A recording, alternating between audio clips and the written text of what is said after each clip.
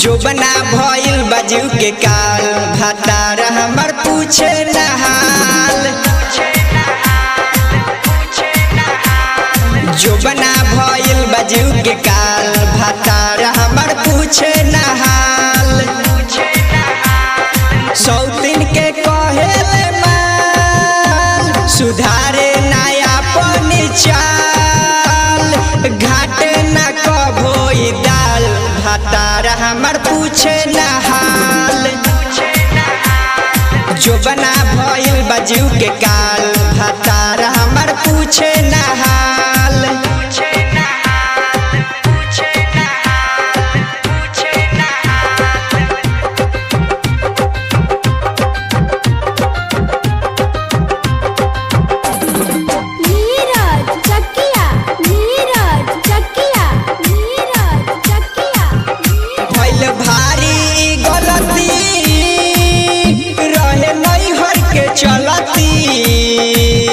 दिल लगा के हम करा से फसनी हो।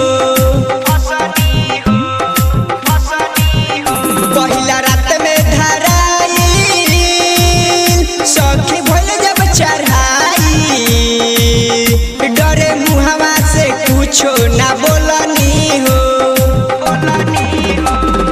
मनवा भइल बा बेहाल भातार हमर पूछे न हाल।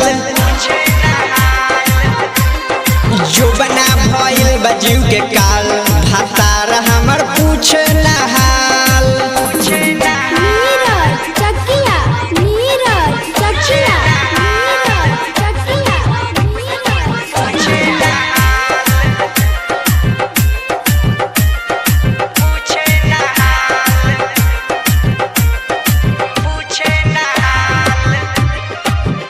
मिले रात में हम गईनी मन के श्रद्धा पुरैनी।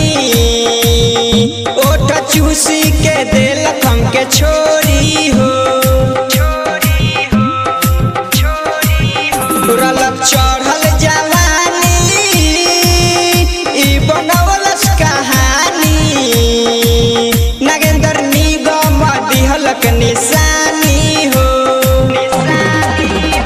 सुरेंद्र बिकी कैले बेहाल भातार हमर पूछे न हाल।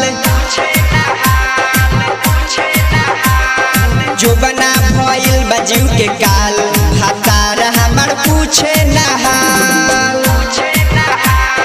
सौतीन के कहेले माल सुधारे नया पनी चाल। घाट न कभोई दाल भातार हमर पूछे न हाल। जो बना भइल बाजू के